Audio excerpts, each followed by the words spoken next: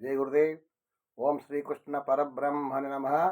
శ్రీ గీతాదేవతాయ నమ. భగవద్గీత 7వ అధ్యాయం విజ్ఞాన యోగములో 11వ శ్లోకాన్ని కృష్ణ పరమాత్మ తెలియజేస్తున్నారు. బలం బలవతాం చాహం కామరాగ వివర్జితం ధర్మా విరుద్ధో భూతేషు కామోస్మి భరతర్షభా. భగవంతుడు ప్రపంచంలో ఏ విధంగా ఉంటున్నాడు, ఏ రూపంలో ఉంటున్నాడు అని పరమాత్మ తెలియజేస్తున్నారు. కొన్ని ఉదాహరణగా, బలవంతులలో కామరాగరహితమైన బలమును నేను, బలవంతులలో కామరాగరహితమైన బలమును నేను, భూతములన్నింటి యందునో సమస్త ప్రాణుల యందునో ధర్మమునకు విరుద్ధము కాని కామమును నేనే ఉన్నాను అని చెప్తున్నారు పరమాత్మ. బలవంతుల్లో కామరాగరహితమైనది. బలం అంటే కామంతో కూడుకున్న బలం కాదు, కామము లేకుండా కోరికలు లేకుండా చేసే కర్మ. కామరాగరహితము, రాగం అంటే కోరిక, ఏ కోరికలు లేకుండా ఏ అనురాగం లేకుండా ఉండేటువంటి బలమే ఎవరికైతే ఆ బలం ఉంటుందో అది నా వల్లే జరుగుతుంది, అది అందులో నేనున్నాను. భూతములన్నింటి యందునో సమస్త ప్రాణుల యందునో ధర్మమునకు విరుద్ధము కాని కామమును నేను. కామం అంటే కోరిక, కోరిక అంటే ధర్మానికి విరుద్ధము కాని కోరికలు, ధర్మపరంగా ఉన్నటువంటి కోరికల్లో నేను ఉన్నాను.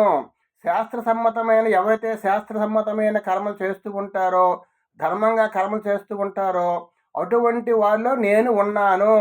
కామంతో కూడుకున్నటువంటి కర్మలుగా నేను కాదు. కామంతో కూడుకున్నవి కానీ, కోరికతో కూడుకున్నవి కానీ, ఏ ఇతరత్ర దురుద్దేశంతో కూడుకున్నటువంటి కర్మలకు మనం చేస్తూ ఉంటాం. అటువంటి కర్మల్లో నేను లేను, అంటే నాకు సంబంధం ఉండదు. కానీ ఎవరైతే ధర్మయుక్తంగా కర్మలు చేస్తుంటారో, సత్కర్మలు ఎవరు చేస్తూ ఉంటారో, ధర్మపరంగా ఎవరు చేస్తుంటారో, కామరాగరహితమైనటువంటి బలం ఎవరి చేతిలో ఉంటుందో, ఎవరిలో ఉంటుందో అందులో నేను ఉన్నాను. నా వల్లనే వారికి బలం కలుగుతుంది, నా వల్లనే వారికి సమస్త కర్మలు కూడా చేయగలుగుతున్నారు అని భావంతో పరమాత్మ చెప్తున్నారు. ఏ చైవ సాత్విక భావ రాజసా తామసశ్చాయే మత్త ఏవేతి తాన్ విద్ధి నత్వహం తేషు తే మయి. 12వ శ్లోకాన్ని తెలియజేస్తున్నారు. సాత్విక రాజస తామస భావములన్నయ్యను నా నుండియే కలుగుతున్నవని తెలుసుకున్నాము. కానీ యథార్థముగా వాటిలో నేను గాని నాలో అవి గాని లేవు, అనగా నేను త్రిగుణాతీతుడను. భగవంతుడు గుణానికి అతీతుడు, కానీ గుణాలు మాత్రము భగవంతుని వల్లే వస్తున్నాయి. ఏమిటి? సాత్విక గుణము, రాజస గుణము, తామస గుణము భావములన్నీ నా నుండియే కలుగుతున్నవి. భగవంతుని వల్లనే గుణాలు కలుగుతున్నాయి. అంటే ఏ గుణాలవి? సాత్విక గుణము. మనలో ప్రతి మనిషిలో కూడా 3 గుణాలు ఉంటాయి. అవి సాత్విక గుణము, రాజస గుణము, తామస గుణము. ఆ గుణాలను బట్టి వాడు ప్రవర్తిస్తూ ఉంటాడు. ఆ ప్రవర్తన ఎలాగుంటుందంటే భగవంతుడి తాలూకా సంకల్పము ఆ గుణాల మీద వచ్చి ఆ గుణాలతో కూడా మనం ప్రవర్తిస్తూ ఉంటాము. సాత్విక గుణం అంటే మంచి గుణము.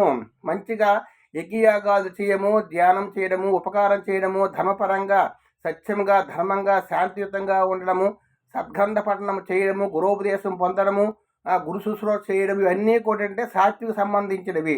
రాజసం అంటే తృష్ణ, ఈర్ష, ద్వేషము, అసూయతో, అహంకారముతో, మమకారముతో ఉండటువంటిది రాజస గుణాలు.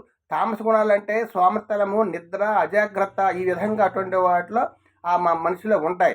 ఆ విధంగా మనలో ఉండేటువంటి సాత్విక గుణంలో ఉన్నామా, రాజస గుణంలో ఉన్నామా, తామస గుణంలో ఉన్నామని మనం తెలుసుకోవాలి.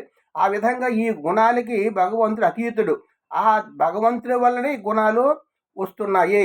సాత్విక రాజస తామస భావములన్నీ నా నుండియే కలుగుతున్నవి, కానీ యథార్థముగా వాటిలో నేను కానీ నాలో అవి కానీ లేవు, అనగా నేను త్రిగుణాతీతుడును.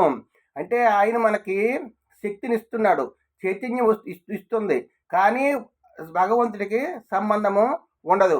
సంబంధం ఉన్నదంటే భగవంతుని వల్లే ఈ గుణాలు వస్తున్నాయి. కానీ మనకి పుణ్యంతో కానీ పాపంతో కానీ మన కర్మతో కానీ భగవంతుడికి సంబంధం ఉండదు. కానీ భగవంతుడు ఉంటేనే 3 గుణాలు ఉన్నాయి. ఆ విధంగా మనం గ్రహించి భగవంతుడు గుణాతీతుడు, భగవంతుడి గుణాలు లేవు, మనకి జీవుడికి గుణాలు ఉన్నాయి, గుణసహితుడు, గుణాలతో వ్యవహరిస్తున్నాడు. పాపపుణ్యాలు కానీ మంచి కానీ చెడ్డు కానీ చెడ్డ కానీ అన్ని రకాల కూడా ఈ పాపుణ్యం అనుభవించేవాడు జీవుడు.